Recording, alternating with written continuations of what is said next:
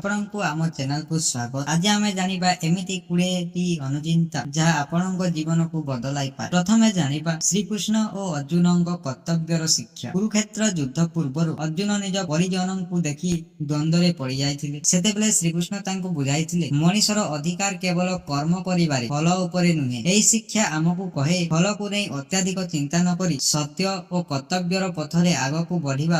ରାଜା ଦଶରଥଙ୍କ ବଚନ ରକ୍ଷା କରିବା ପାଇଁ ଶ୍ରୀରାମ ରାଜସିଂହାସନ ଛାଡି ବନବାସକୁ ଯାଇଥିଲେ। ତାଙ୍କ ପାଖରେ ରାଜ୍ୟଠାରୁ ବଡ ଥିଲା ସତ୍ୟ ଓ ପିତୃବାଦ। ଏହି କଥା ଆମକୁ ଶିଖାଏ ଜୀବନରେ ପରିସ୍ଥିତି ଯେତେ କଷ୍ଟକର ହଉ ନିଜର ମୂଲ୍ୟବୋଧ ଓ ସତ୍ୟକୁ ଛାଡିବା ଉଚିତ। ହନୁମାନ ନିଜ ଶକ୍ତିକୁ ଭୁଲି ଯାଇଥିଲେ ଯେତେବେଳେ ଜାମ୍ବବାନ ତାଙ୍କୁ ତାଙ୍କର ସାମର୍ଥ୍ୟ ମନେ ପକାଇ ଦେଲେ। ସେ ସମୁଦ୍ର ଲଙ୍କି ଲଙ୍କା ଯାଇଥିଲେ। ଏହି ଘଟଣା ଆମକୁ ଏକ ବଡ ଶିକ୍ଷା ଦିଏ। ବେଳେ ବେଳେ ଆମର ଶକ୍ତି କମ ନୁହେଁ, ଆମର ଆତ୍ମବିଶ୍ୱାସ କମ ଥାଏ। ନିଜ ଉପରେ ବିଶ୍ୱାସ ରଖିଲେ ଅସମ୍ଭବ ମଧ୍ୟ ସମ୍ଭବ ହୋଇପାରେ। ଏକଲବ୍ୟଙ୍କର ଗୁରୁ ଭକ୍ତି। ଏକଲବ୍ୟ ଦ୍ରୋଣାଚାର୍ଯ୍ୟଙ୍କୁ ନିଜର ଗୁରୁ ମାନି ତାଙ୍କ ପ୍ରତିମୂର୍ତ୍ତି ସାମ୍ନାରେ ଅଭ୍ୟାସ କରିଥିଲେ। ନିଜର ପରିଶ୍ରମ ଓ ଏକାଗ୍ରତାରେ ସେ ମହାନ ଧନୁର୍ଦ୍ଧର ହୋଇପାରିଥିଲେ। ଏହି କଥାରୁ ଶିକ୍ଷା ମିଳେ ସୁବିଧା ନଥିଲେ ମଧ୍ୟ ନିଷ୍ଠା, ଅଭ୍ୟାସ ଓ ଧୈର୍ଯ୍ୟ ଥିଲେ ମଣିଷ ନିଜ ଲକ୍ଷ୍ୟ ଦିଗରେ ଆଗକୁ ବଢିପାରେ। ସୁଦାମା ଓ ଶ୍ରୀକୃଷ୍ଣଙ୍କର ବନ୍ଧୁତ୍ୱ। ସୁଦାମା ଅତ୍ୟନ୍ତ ଦରିଦ୍ର ଥିଲେ କିନ୍ତୁ ଶ୍ରୀକୃଷ୍ଣଙ୍କ ସହ ତାଙ୍କର ବନ୍ଧୁତ୍ୱରେ କୌଣସି ସ୍ୱାର୍ଥ ନଥିଲା। ସେ କୃଷ୍ଣଙ୍କୁ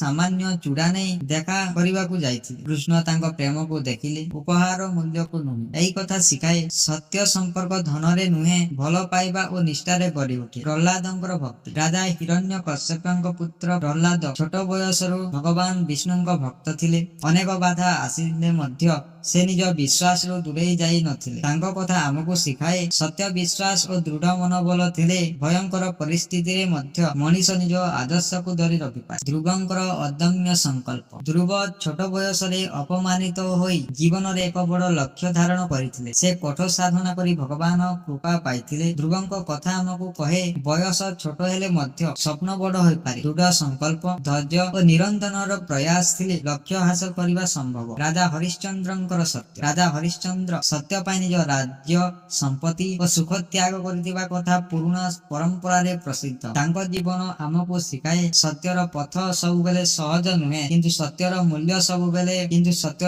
ସବୁଠାରୁ ଉଚ୍ଚ। କଷ୍ଟ ଆସିଲେ ମଧ୍ୟ ନିଜର ସତ୍ୟନିଷ୍ଠାକୁ ଧରି ରଖିବା ହିଁ ପ୍ରକୃତ ଚରିତ୍ର। କର୍ଣ୍ଣଙ୍କର ଦାନଶୀଳତା। କର୍ଣ୍ଣ ଦାନବୀର ଭାବରେ ପ୍ରସିଦ୍ଧ। ନିଜ ଜୀବନରେ ଅନେକ କଷ୍ଟ ଥିଲେ ମଧ୍ୟ ସେ ଦାନ କରିବାକୁ ପଛକୁ ହଟୁ ନଥିଲେ। ତାଙ୍କ କଥାରୁ ଆମେ ଶିଖିପାରୁ ମଣିଷର ମହତ୍ତ୍ୱ କେବଳ ତାଙ୍କ ପାଖରେ କେତେ ଅଛି ସେଥିରେ ନୁହେଁ, ସେ ଅନ୍ୟମାନଙ୍କ ପାଇଁ କେତେ ଦେଇପାରେ ସେଥିରେ ମଧ୍ୟ ରହିଛି। ସାବିତ୍ରୀଙ୍କର ସାହସ। ସାବିତ୍ରୀଙ୍କର କଥା ଭାରତୀୟ ପୁରୁଣା ପରମ୍ପରାରେ ଦୃଢ ମନୋବଳର ପ୍ରତୀକ ଭାବେ କୁହାଯାଏ। ସେ ନିଜ ସଂକଳ୍ପ, ବୁଦ୍ଧି ଓ ଧୈର୍ଯ୍ୟରେ କଠିନ ପରିସ୍ଥିତିର ସାମ୍ନା କରିଥିଲେ। ତାଙ୍କର କଥାର ମୁଖ୍ୟ ଶିକ୍ଷା ହେଉଛି ଜୀବନରେ ସମସ୍ୟା ଆସିଲେ ଭୟରେ ଭାଙ୍ଗି ନ ପଡି ଶାନ୍ତ ମନରେ ଉପାୟ ଖୋଜିବା ଉଚିତ।